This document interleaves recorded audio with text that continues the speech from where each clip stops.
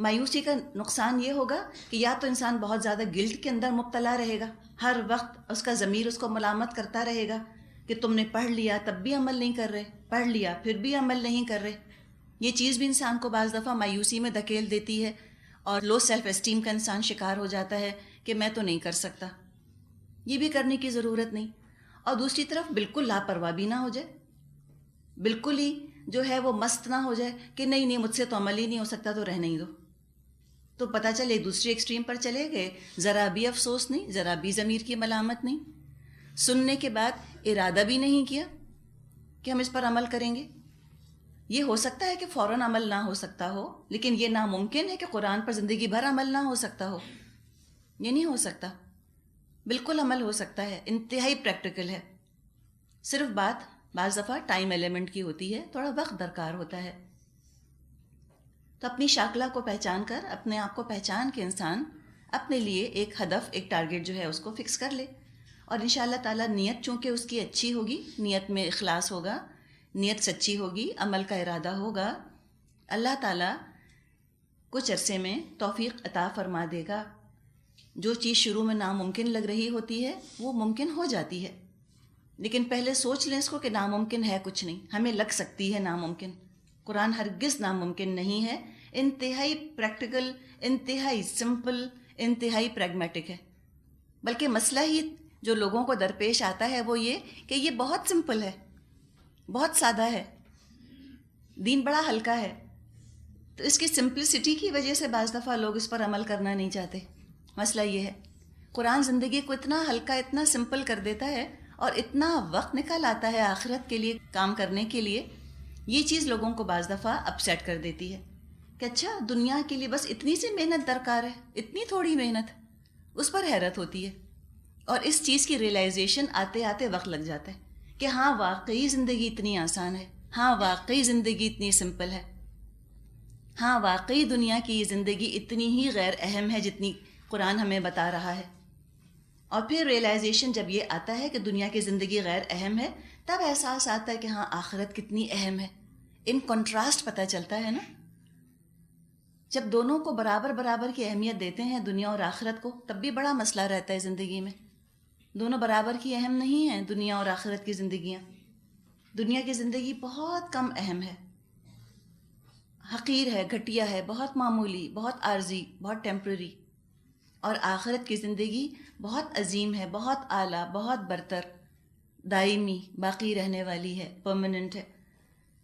اس realization میں وقت لگ سکتا ہے تھوڑا سا.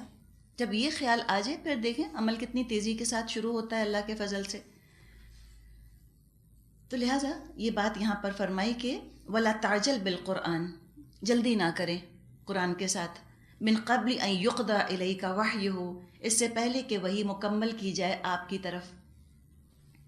خیر کی جلدی اور تیزی بھی بعض اوقات لوگوں کو مشکل میں ڈال دیتی ہے. تو تبلیغ کی حکمت یہی ہے کہ تھوڑا تھوڑا کر کے اس کو بتایا جائے. بعض دفعہ ہم دوسروں کو دیکھتے ہیں، ہم کہتے ہیں دیکھو کتنا اچھا عمل کر رہے ہیں. یہ بعض دفعہ لوگوں کو خیال آتا ہے کہ پتہ نہیں اتنا کچھ انہوں نے کیسے پڑھ لیا، اتنی چیزیں پڑھ لی انہوں نے، اس لیے پڑھ لیں یا اس لیے عمل کر لیا کہ انہوں نے پہلے سے شروع کر دیا سفر. کوئی کمال نہیں ہے کسی کا. کسی نے ہو سکتا ہے 10 سال پہلے یہ سفر شروع کر دیا ہو صراط مستقیم کا، تو اس کے پاس تو وقت بہت تھا نا. جو کچھ اس نے کر لیا اس میں کون سی بڑی بات ہے. 10 سال گزریں گے آپ بھی کر جائیں گی اللہ نے چاہا تو کچھ مشکل نہیں ہے اس کے اندر. کسی کو دیکھ کر ایسے امپریس نہ ہو کہ اللہ یہ کہاں پہنچ گئے اور ہم کہاں بیٹھے ہیں. نہیں، اللہ سے توفیق مانگے، اللہ تعالیٰ توفیق دیتا ہے. لیکن انسان چاہے تھوڑا بھی کرے لیکن کرتا رہے. آپ نے وہ مثال سنی ہوگی نا کچھوے کی اور خرگوش کی، ہے نا.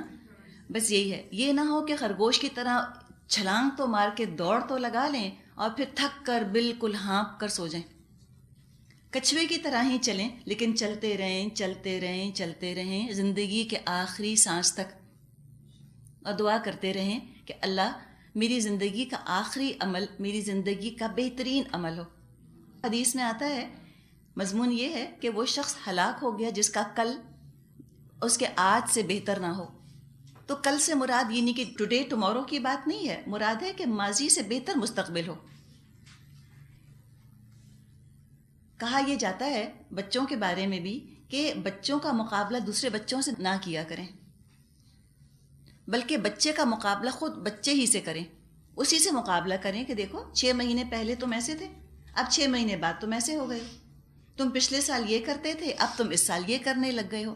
تو اپنے آپ کو بھی کسی اور سے کمپیئر مت کیجیے، کوئی کمپیریزن نہیں ہے دو انسانوں کا، ہر انسان اللہ کا ماسٹر پیس ہے، ہر انسان یونیک ہے۔ ہم جب دوسروں کو دیکھ کر بہت بعض دفعہ جب ایڈمائر کرتے ہیں نا تو اس میں بھی بڑا پرابلم کریٹ ہو جاتا ہے۔ کیا ایڈمائر کرنے کی بات ہے کسی کے اندر؟ ایڈمائر کرنے والے ہستیاں تو بس رسول ہوا کرتے تھے، وہ تو اب ہیں ہی نہیں۔ باقی جو بھی ہے، بڑے سے بڑا چیمپئن، بڑے سے بڑا عالم ہے تو کیا انسان ہی تو ہے مجھ آپ جیسا۔ تو بہت زیادہ اس کی تعریف کرنے کے بجائے یہ سوچیں کہ یہ یہاں تک کیسے پہنچا، میں بھی پہنچ سکتی ہوں، کوئی مشکل نہیں ہے۔ طریقہ دیکھ لیں، اس نے سفر شروع کیا، اس نے علم حاصل کیا، کہاں ہیں وہ کتابیں، کہاں سے علم حاصل کیا جاتا ہے، عمل کیسے کرنا ہے، بس انشاءاللہ تعالیٰ پہنچ جائیں گے، کچھ مشکل نہیں۔ تو انسان ضرور ہی چاہے کچھوے کی رفتار سے چلے لیکن چلتا رہے، کچھ نہیں پتا کہ کہاں اللہ تعالیٰ پہنچا دے، کس مقام پہ پہنچا دے۔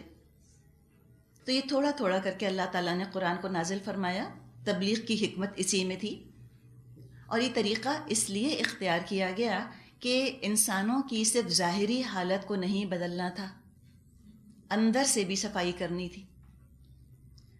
اوپر سے صفائی کرنا بڑا آسان ہے، جیسے بعض دفعہ ہوتا ہے کہ پورا گھر پھیلا ہے، اتوار کا دن ہے، آپ بھی آرام سے صوفے کے اوپر آدھی لیٹی ہیں آدھی بیٹھی ہیں، اتنے میں گھنٹی بجتی ہے، اللہ پتہ چلتا ہے کوئی ملنے آ گیا۔ اب جو دوڑ مچتی ہے، یہ اٹھاؤ، اس کو رکھو، اس کو ٹھونسو، جہاں ہاتھ پڑتا ہے وہ چیز بس وہاں ٹھونس دی جاتی ہے۔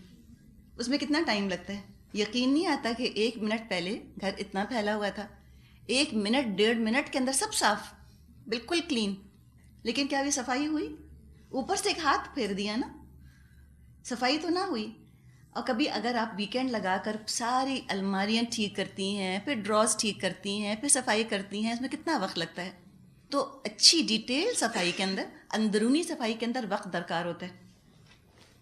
اسلام چاہتا ہے اندر تک صفائی ہو جائے، جڑ سے نکل جائیں برائیاں، روٹ آؤٹ کر دیا جائے برائیوں کو۔ اس کے لیے پھر انتظار اور صبر اور دھیرے دھیرے کام کرنا، تاکہ دل اور ذہن تک بدل جائیں، صرف ظاہری عمل نہ بدلے، اندر تک پیورٹی حاصل ہو جائے، اندر تک ذہن جو ہے وہ بدل جائیں، دل بدل جائیں، سوچ بدل جائے، ہدف بدل جائیں زندگی گزارنے کے، کامیابی ناکامی کا معیار بدل جائے، شوق بدل جائیں، دلچسپیاں بدل جائیں، دن رات بدل جائیں، دوستی دشمنی کا معیار بدل جائے، غصہ اور خوشی کا کرائٹیرین، اس کا معیار تبدیل ہو جائے۔ ایسی تبدیلی تو اسلام چاہتا ہے، اور اس کے لیے وقت درکار ہوتا ہے۔ اور یہ بھی مقصد تھا تھوڑی تھوڑی وحی نازل کرنے کا کہ قرآن بوجھ نہ لگے، بلکہ انتظار کی وجہ سے شوق میں، طلب میں اضافہ ہو، اور فطرت کا خیر جو ہے وہ باہر آئے، انسان کا خوبصورت صالح اعمال کی کھیتی لہلہانے لگے۔ کچھ عرصے میں تو انسان چند اعمال پہ پکا ہو جاتا ہے، کچھ اچھے اعمال اس سے ہونے لگتے ہیں، پھر اور طلب پیدا ہوتی ہے کہ چلو کچھ اور باتیں سنیں، کچھ اور پتہ چلے، اب کیا کریں۔ تو یہ دعا سکھائی گئی ہے کہ دعا کیجئے کہ اے رب میرے علم میں اضافہ فرما، رب زدنی علما، اللہ مجھے بڑھا بلحاظ علم کے، اللہ میں تجھ کو مزید جان سکوں، مزید تیری مرضی جان سکوں، اور میں وہ کام کروں جن سے کہ اللہ تو راضی ہو جائے۔ تو اپنے لیے آپ ضرور یہ دعا مانگا کیجئے۔ ناممکن ہے کہ 1.5 سال میں سارا قرآن ہمیں سمجھ میں آ جائے، اور 1.5 سال میں ہم اندر باہر سے پاک صاف ہو جائیں۔ کسی نے یہ بات کہی ہے کہ جب بہت تیزی کے ساتھ کچھ اچھے اعمال انسان کی زندگی میں شامل ہوتے ہیں، اب بہت تیزی کے ساتھ آئے نا، تیز رفتاری کے ساتھ لوگ بڑھ جاتے ہیں، یا جو بھی انسان ایک اچھائی اختیار کرتا ہے، اس اچھائی کے ساتھ ایک سائیڈ ایفیکٹ کے طور پہ ایک چھوٹی سی برائی ضرور پیدا ہوتی ہے انسان میں۔ جیسے ہر دوا کا سائیڈ ایفیکٹ ہوتا ہے نا، اسی طرح نیکیاں بھی سمجھیں کہ اپنے ساتھ سائیڈ ایفیکٹس لے کر آتی ہیں۔ ایک چیز ہے جو کہ اچھی ہے، پیدا ہوئی انسان میں، ضرور پھر دیکھیں کہ اس کے ساتھ میرے اندر کوئی خرابی تو نہیں پیدا ہو گئی۔ مثال کے طور پہ دین کے معاملے میں اللہ سے محبت ہو گئی، اللہ کی اطاعت شروع کی اور اللہ کی نافرمانی میں کسی کی بات نہ مانی، اس کا ہو سکتا ہے سائیڈ ایفیکٹ یہ ہو کہ اب بڑوں کی عزت ہی کرنی چھوڑ دی، کوئی بھی بات نہیں مانتے، ہر بات میں بحث کرنے کھڑے ہو جائیں، ہو سکتا ہے نا؟ تو ایک چیز اچھی پیدا ہوئی، کوئی سائیڈ ایفیکٹ کے طور پہ کچھ ایک برائی پیدا ہو گئی، اب اس کو بھی ٹھیک کرنا ہے، اب اس کا تزکیہ کرنا ہے، اس کو دور کریں گے پھر کچھ اور سائیڈ ایفیکٹ. تو یہ چیزیں بھی پیدا ہوتی ہی رہتی ہیں، مسلسل جھاڑ پونچھ اپنی کرنی ہے انسان کو. تو 1.5 سال کے عرصے میں کوئی سوچے کہ ہم ایسے ایک میراتھن لگائیں گے اور 1.5 سال میں ہم بالکل تمہارا تزکیہ ہو کے پاک صاف ہو کے دھل دھلا کے ہم اپنے آپ کو پیک کر کے رکھ دیں گے جنت کے لیے. نہیں ہو نہیں سکتا. اگر آپ کو کسی کو تحفہ دینا ہے آج سے 5 سال کے بعد اور آج آپ اس کو ریپنگ پیپر میں باندھ کے تیار کر کے رکھ دیں اور 5 سال بعد نکالیں تو کیا حال ہوگا؟ پیپر پرانا، اس پہ مٹی پڑی ہوئی، وہ فیڈ ہوا ہوا، ربن خراب ہوا ہوا، یہی حال ہوگا نا. تو ہم اپنے آپ کو اس طرح بھی پیک کر کے جنت کے لیے تیار ہو کے نہیں بیٹھ سکتے کہ بس بالکل تیار، ریڈی ٹو گو. یہ نہیں ہو سکتا.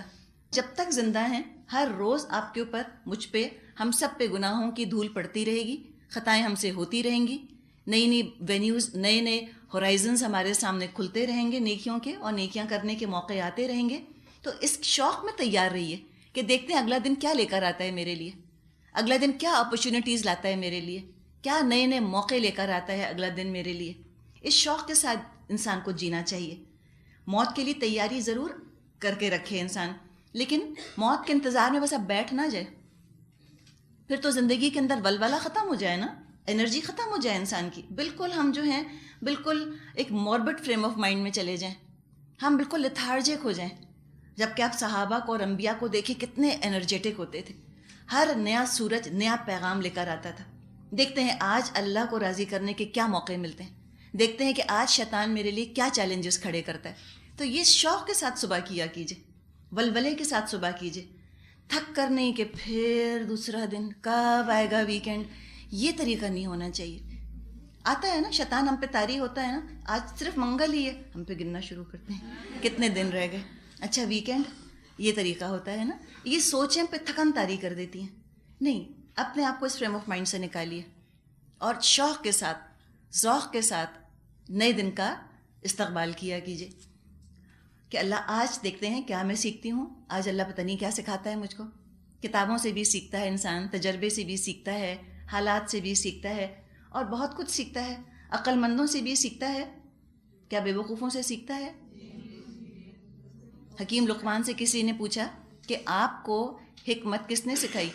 انہوں نے کہا بے وقوفوں نے. بے وقوفوں کو دیکھ کر انسان سیکھتا ہے کہ یہ کام مجھے نہیں کرنا. بہت سکھا دیتے ہیں. تو ہر چیز بلیسنگ بن جاتی ہے اگر سیکھنے کی نیت ہو، اگر علم حاصل کرنے کی نیت ہو.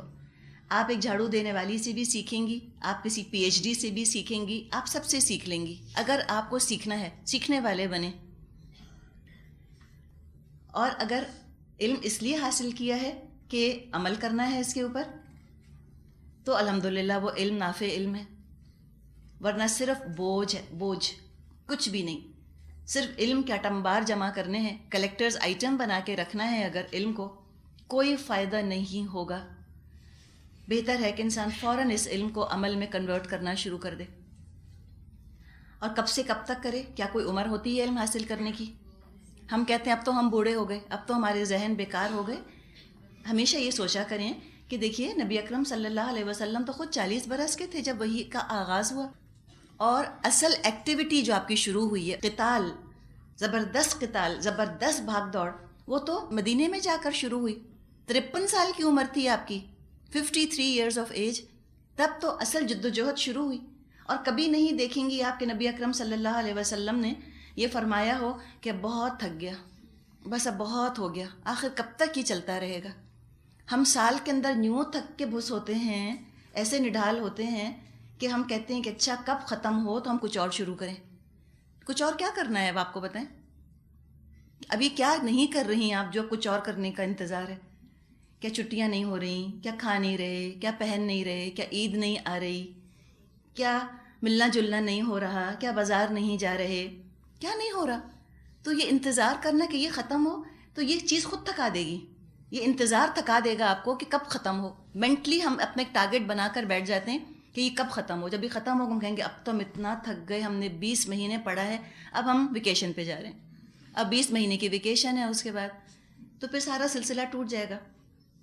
یہ تو آپ یاد رکھیں, علم جو ہے نا بالکل الیکٹرک بلب کی طرح ہوتا ہے. جب تک کنیکشن ہے یہ روشن ہے, جہاں کنیکشن ٹوٹا وہاں یہ گل ہو گیا. علم ایسا گل ہوتا ہے, ایسا غائب ہوتا ہے علم, یقین نہیں آتا کہ کبھی یہاں علم بھی پایا جاتا تھا اس ہستی کے اندر, یہ کبھی علم والی بھی تھی, کبھی علم بھی حاصل کرتی تھی. ایک سے ایک ٹاپ سٹوڈنٹس دیکھے گئے ہیں, بہت اچھے نمبر لے لیے کلاس کے اندر, لیکن آگے کنیکشن ان کا برقرار نہ رہا علم سے. اب ان کو دیکھ کر لگتا ہی نہیں کہ انہوں نے کبھی پڑھا بھی تھا. اتنی حیرت, اتنا افسوس ہوتا ہے ان کے حال پر. بالکل صاف سلیٹ, لگتا ہے کبھی کچھ نہیں لکھا گیا تھا ان کے اوپر جیسے. تو علم کی کوئی عمر نہیں ہوتی, اور علم کا کوئی ٹائم پیریڈ نہیں ہوتا کہ بس ہم نے اتنے دن علم حاصل کیا اس کے بعد ختم. کسی نے کہاوت کہی ہے, اطلب العلم من المہدی الی اللحد, علم حاصل کرو ماں کی گود سے لے کر اور قبر تک. فضیل بن عیاض بڑے عابد اور زاہد انسان تھے رحمۃ اللہ علیہ. کہتے تھے علم کے 5 درجے ہیں. پہلا درجہ, آدمی خاموش رہنا سیکھے, سائلنس, توجہ سے سننا سیکھے. خاموشی کا جہاں تک تعلق ہے, جو مجلسیں ہوا کرتی تھیں علماء کی, اس زمانے میں جو قلم ہوتے تھے وہ ہوتے تھے نا جو انک میں ڈبوئے جاتے تھے اور ان سے لکھا جاتا تھا. تو ان قلموں کے بارے میں ان کے استاد اتنے حساس ہوتے تھے کہ اگر کوئی شاگرد تھا جس کا قلم ایسا ہوتا تھا جس میں سے آواز نکل رہی ہوتی تھی, قلم میں سے آواز نکل رہی ہوتی تھی, اس کے علم کو معتبر نہیں سمجھتے تھے. یہ خاموشی کا لیول ہوا کرتا تھا کہ علم کی مجلس میں بیٹھ کر قلم کی آواز بھی نہیں ہونی چاہیے, اس لیے کہ قلم کی آواز استاد کی آواز کے ساتھ کہیں ٹکرا نہ جائے, کہیں دال کو دال یا دال کو دال نہ سمجھ بیٹھیں, یہ کنفیوژن نہ ہو جائے. اس قدر خاموشی ہوتی تھی. نبی اکرم صلی اللہ علیہ وسلم کی مجلس میں جب صحابہ بیٹھا کرتے تھے رضی اللہ عنہم, تو یوں بیٹھتے تھے کہ جیسے ان کے سروں کے اوپر چڑیاں بیٹھی ہیں. بولنا تو دور کی بات, ہلتے نہیں تھے, موومنٹ نہیں زیادہ ہوتا تھا, ایسے بالکل ساکت سامت بیٹھا کرتے تھے. یہ انتہائی ضروری چیز ہے علم کے جذب کے لیے, خاموشی اختیار کرنا. خاموشی ہوگی تو توجہ ایک آواز پہ مرتکز رہے گی, کنسنٹریٹڈ رہے گی, وہ ہے علم دینے والے کی آواز. ورنہ اگر دل اور دماغ آپس میں باتیں کر رہے ہیں, دماغ کسی اور خیالات میں کھویا ہوا ہے, جسمانی طور پہ موجود ہیں اور ذہنی طور پہ غیر موجود ہیں, تو اللہ تو دیکھ رہا ہے. ایسے ایبسنٹ مائنڈڈ لوگوں کو اللہ کیوں اپنا علم دے, اتنی قیمتی چیز. تو لہٰذا ذہنی جسمانی طور پہ ہر طرح سے حاضر ہونے کی ضرورت ہے. چاق و چوبند ہو کے سنے انسان, خاموشی کے ساتھ سنے اور توجہ کے ساتھ سنے. یہ 2 چیزیں ہو گئیں. تیسری چیز, جو کچھ سنے اس کو یاد رکھے, اور یاد رکھنے کے لیے دہرائی لازمی ہے. سورۃ الکہف میں ہم نے طالب علمی کا سفر پڑھ لیا. دہرانا ہوتا ہے, بار بار سبق کو دہرانا ہوتا ہے تو وہ یاد رہتا ہے, ورنہ نہیں یاد رہ سکتا. فوٹوگرافک میموری تو بہت کم لوگوں کی ہوتی ہے کہ جس چیز پر انہوں نے ایک نظر ڈال لی وہ ان کے دماغ کے اندر مقید ہو گئی. عام انسانوں کے ساتھ نہیں ہوتا, بہت محنت کرنی ہوتی ہے. تو جو سنے اس کو یاد رکھے, اور جو معلوم ہو جائے اس پر عمل کرے, عمل میں لے آئے, اور جو علم حاصل ہوا ہو اس کو پھیلائے, آگے بھی دوسروں کو بتائے. امام زہری رحمۃ اللہ علیہ, یہ امام بخاری رحمۃ اللہ علیہ کے استاد تھے, فرماتے ہیں علم کو تدریج کے ساتھ حاصل کرو. تدریج سمجھتے ہیں؟ Step by step, step by step علم کو حاصل کرو. رات دن کی سبک رفتاری کے ساتھ چل کر اسے گرفت میں لے کر آؤ, جنٹلی, آہستہ آہستہ. یک مشت لینے کی کوشش نہ کرو, ایٹ ونس سارا علم لینے کی کوشش مت کرو, کیونکہ جو یہ کوشش کرتا ہے کچھ نہیں پاتا. بالکل گلاس کی مثال آپ لے لیجئے, پانی گلاس کے اندر موجود ہے. اگر کوئی پورا گلاس انڈیل لے اپنے اوپر, ایک گھونٹ میں وہ پورا گلاس نہیں پی سکتا. پورا گلاس انڈیلے گا, پانی ضائع ہوگا, گھونٹ ایک ہی جائے گا اس کے منہ میں. تو علم کے ساتھ تیزی فائدہ مند نہیں. تھوڑا تھوڑا علم انسان حاصل کرے, گھونٹ گھونٹ جیسے پانی پیا جاتا ہے. اس میں انجوائے بھی کرتا ہے انسان، ایبزارپشن بھی زیادہ ہوتا ہے. تو انسان روز پڑھے، آدھے گھنٹے ہی پڑھے، لیکن پڑھے ضرور. کچھ بھی پڑھ لیں، کوئی خاص چیز پڑھنے کو نہیں کہی جا رہی آپ کو کہ آپ فہم ہی کیجئے یا ترجمہ ہی کیجئے. کوئی حدیث کی کتاب، کوئی کتاب آپ نے اٹھا لی، کچھ آپ نے پڑھ لیا، کوئی نافع علم، کوئی دنیا کے سسٹمز کے بارے میں پڑھ لیا، ہسٹری کے بارے میں پڑھ لیا، جغرافی پڑھ لی، آپ نے جانوروں کے بارے میں، مراد ہے کوئی علم، کوئی دنیا کا علم آپ اٹھا کر دیکھ لیجئے، دین یا دنیا کا کوئی نافع علم. کوئی ہیومن باڈی کے بارے میں آپ نے پڑھ لیا مثال کے طور پہ، تو کوئی بھی چیز، فائنانس کے بارے میں پڑھ لیں، لیکن کبھی پڑھنا نہ چھوڑے، کچھ نہ کچھ انسان پڑھتا رہے. اور کبھی بھی سنی سنائی باتوں تک انسان خود کو محدود نہ رکھے. سلیمان بن یسار ایک صاحب تھے، بزرگ تھے. وہ کہتے ہیں کہ سلیقے سے سوال کرنا نصف علم ہے. سلیقے سے سوال کرنا نصف علم ہے. مراد ہے اچھا سوال کرنا اور صحیح وقت پہ سوال کرنا اچھی بات ہے، اور اعتدال نصف زندگی ہے. انسان جو ہے ماڈریشن سے زندگی گزارے، ایکسٹریمز پر نہ جائے. اور ماڈریشن آتی ہے سنت پر عمل کرنے سے، قرآن پر عمل کرنے سے. علم کے لیے جذبہ بھی چاہیے انسان کو، صبر بھی چاہیے، شوق بھی چاہیے، اور پھر محنت نہایت ضروری ہے. صرف شوق سے کام نہیں چلتا، ذمہ داری سمجھیں گے تو پھر محنت کریں گے. اور کبھی بھی انسان قرآن کے ساتھ خاص طور پہ یہ رویہ اختیار نہ کرے کہ اچھا بس ٹھیک ہے ہم نے سن لیا، اب بار بار سننے کی ہمیں کیا ضرورت ہے. ایک ہی بات کو بار بار پڑھنے سے، بار بار سننے سے کوئی نہ کوئی نئی چیز سامنے آتی ہے، کوئی نیا ہورائزن سامنے آتا ہے، کوئی نیا افق انسان کے سامنے طلوع ہو جاتا ہے. یہ بھی ایک طرح کا تکبر ہے انسان کا، کہنا کہ ہاں ہاں مجھے سب پہلے سے معلوم ہے، ہاں ہاں پہلے ہی میں نے پڑھ لیا. یہ نہ کرے انسان، بلکہ سن لے، دوبارہ بھی سن لے، تکبر میں مبتلا نہ ہو علم کے. کہاوت ہے کہ میمانی لا یتعلمانی، دو میم ہیں جو نہیں علم حاصل کر سکتے، مستحن و متکبر، ایک شرمانے والا، ایک تکبر کرنے والا. جو علم کی حفاظت کا خواہش مند ہے اس کے لیے ضروری ہے کہ 5 باتوں کا اہتمام کرے. تہجد کی نماز کا اہتمام کرے، چاہے 2 رکعت ہی پڑھے. ہمیشہ باوضو رہے، کوشش کرے باوضو رہنے کی. کھلے اور چھپے ہر حال میں اللہ کا خوف رکھے. جو کھائے اس لیے کھائے کہ اس سے اللہ کے خوف میں اضافہ ہو، نہ یہ کہ اس سے بری خواہشات بڑھیں. اور پابندی سے مسواک کرے. سفیان ثوری رحمۃ اللہ علیہ نے فرمایا ہے کہ علم عمل کو پکارتا ہے، علم عمل کو پکارتا ہے، جواب نہیں پاتا تو رخصت ہو جاتا ہے. ابو بکر رضی اللہ عنہ نے فرمایا علم کے بغیر عمل بیکار ہے، اور عمل کے بغیر علم بیکار ہے.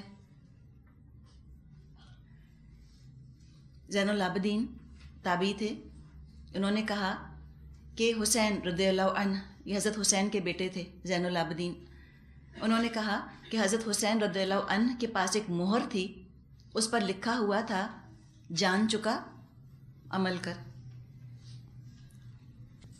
تو لہٰذا جو اس طرح عمل کر لے تو یہ علم اور عمل اس کو جنت میں لے جانے والی چیز ہے. حدیث میں آتا ہے جو شخص تلاش علم کے شوق میں کسی راستے پر نکلتا ہے، اللہ اس کو جنت کو جانے والے راستے پر چلا دیتا ہے.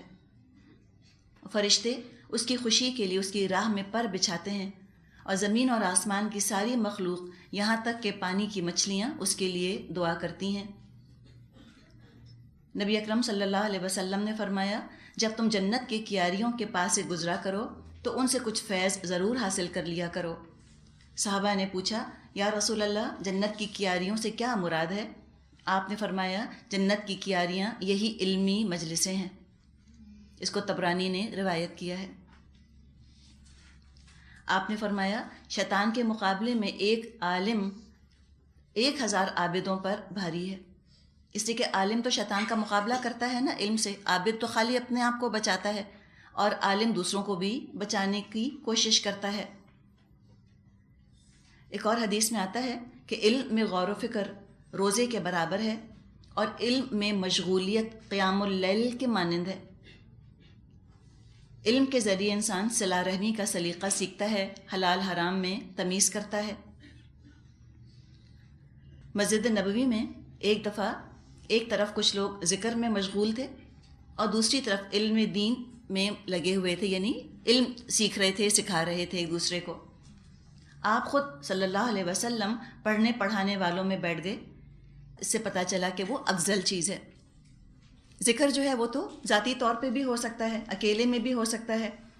علم کے لیے سیکھنا سکھانا ضروری ہے، اس کے لیے مجلس بہت ضروری ہے۔ اسی لیے آپ نے فرمایا ہے کہ خیرکم من تعلم القرآن وعلمہ، تم میں سے بہترین وہ ہیں جو قرآن سیکھتے ہیں اور سکھاتے ہیں۔ یہ ایک عمل ہے سیکھنے سکھانے کا۔ عالم اسی وقت تک عالم ہوتا ہے جب تک وہ طالب علم رہے، اور اس وقت سے وہ جاہل ہو جاتا ہے جب وہ علم کی تلاش چھوڑ دے، وہیں سے اس کی جہالت کا آغاز ہو جاتا ہے۔ ایک اور کسی نے کہا ہے کہ جو علم سیکھنے میں شرماتا ہے اس کا علم بھی گھٹیا ہوتا ہے۔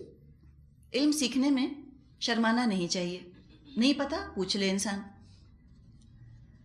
کسی نے کہا کہ زیادہ بحث مباحثے سے عمل گم ہو جاتا ہے، حقیقت ہے۔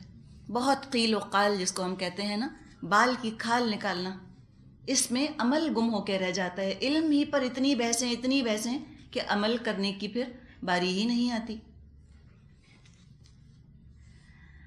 آگے فرمایا وَلَقَدْ عَهِدْنَا إِلَىٰ آدَمَ مِن قَبْلُ فَنَسِيَ وَلَمْ نَجِدْ لَهُ عَزْمًا، ہم نے اس سے پہلے آدم علیہ السلام کو ایک حکم دیا تھا مگر وہ بھول گیا اور ہم نے اس میں عزم نہ پایا۔ کافی دفعہ آ چکا ہے یہ قصہ آدم علیہ السلام کا۔ اب یہاں پر جو ذکر کیا گیا فَنَسِيَ، ایک اللہ کا حکم تھا، اس کو بھول گئے۔ اس میں ان کے لیے سمجھیں کہ اللہ تعالیٰ کی طرف سے ایکسکیوز بھی ہے کہ جان بوجھ کر ارادہ کر کے خطا نہیں کی انہوں نے، بس بھول گئے، یاد نہ رہا۔ انسان جو لفظ ہے اس کا مادہ بعض لوگ نسیہ بتاتے ہیں، نون سین یا، یہی لفظ نسیہ کا مطلب ہے بھول، نسیان ہم کہتے ہیں۔ اور یہ بھول جانا یہ بھی انسان کی سرشت کے اندر ہے، انسان کے اندر یہ چیز موجود ہے کہ وہ بعض دفعہ بھول جاتا ہے۔ دیکھا جائے تو یہ اللہ نے جو انسان کے اندر یہ بھولنے کا مادہ رکھا ہے یہ ایک طرح کی نعمت بھی ہے، ورنہ اگر ہر دکھ ہر تکلیف انسان کو یاد رہ جائے اسی انٹینسٹی کے ساتھ، اسی شدت کے ساتھ، تو زندگی گزارنا دوبھر ہو جائے۔